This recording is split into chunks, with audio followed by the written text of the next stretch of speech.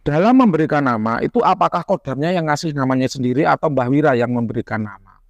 Jadi itu begini sebetulnya. Nama itu belum tentu adalah nama dari si kodam. Karena kalimat pertanyaannya itu bukan siapa namamu, melainkan jika kami ingin memanggilmu, jika kami ingin mendatangkanmu, maka kamu minta dipanggil dengan kata kunci apa? Paham ya? Kamu pengen dipanggil dengan kata kunci apa? Jadi sebetulnya nama itu adalah kata kunci yang dikehendaki oleh si kodam, disepakati bersama antara saya dengan si kodam, sehingga kalau kata itu disebut, si kodam itu datang memenuhi panggilan si pemanggil atau si pengguna kata itu. Lalu kata itu kemudian dibandingkan dengan si pembeli, sehingga pembeli ketika mengucapkan nama itu atau menggunakan kata itu, si kodam itu mau datang. Loh, kalau orang lain yang manggil bisa nggak Mbah? Bisa jadi bisa jadi enggak. Seperti Mbah Wira ketika membuka jasa penentuan nama ya untuk kodam-kodam orang yang dijual bebas yang tidak dikasih keterangan apapun oleh si penjualnya, itu kadangkala ya berhasil ngasih nama, kadangkala ya kodamnya yang nggak mau didatangkan, wawancara pun juga demikian.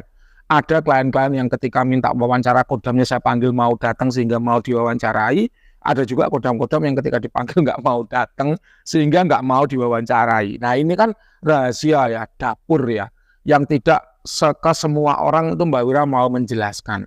Jadi nama itu adalah kata kunci yang disepakati bersama. Nah kita lanjut. Apakah ada Mbak Kodam yang tidak mau memberikan nama? Jawabannya ada. Nah, dan kalau Kodam itu tidak mau memberikan nama, ya Mbak Wira simpan sendiri.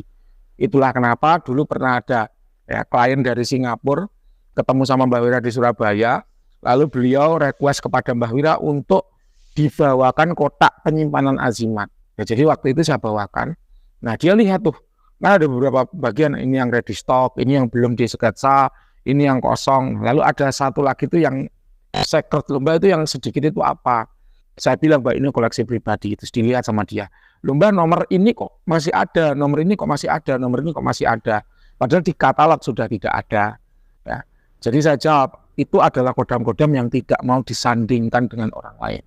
Ya kalimat mudahnya itu kodam yang nggak mau dijual, intinya gitu.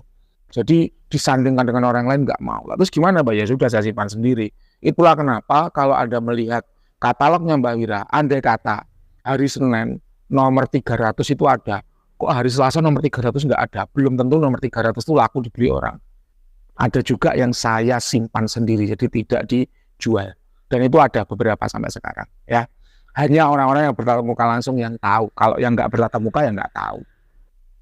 Lalu kenapa Mbah Kodam itu ada yang mau ngasih nama dan ada yang nggak mau ngasih nama? Macam-macam Pak alasannya. Ada yang nggak mau diakses oleh orang lain, ada yang nggak mau didampingkan dengan orang lain, dan ada juga yang paling unik itu bahasanya tidak bisa Mbah Wira mengerti.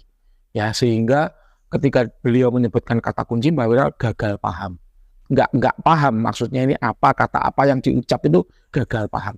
Dan untuk kodam-kodam seperti itu akhirnya ada dua opsi. Yang pertama ya disimpan sendiri nggak dijual, itu paling aman, karena kalau dijual takutnya menimbulkan masalah di kemudian hari, karena ketika kita bertransaksi dengan klien kan belum tentu semua klien itu pinter Pak. Ada juga kalanya klien itu pololnya luar biasa, dijelaskan berkali-kali nggak paham-paham sehingga dikhawatirkan menimbulkan masalah kalau dikasih kodam-kodam yang bahasanya sulit seperti ini, sehingga amannya ya disimpan saja. Toh azimat lain kan masih banyak kayak gitu.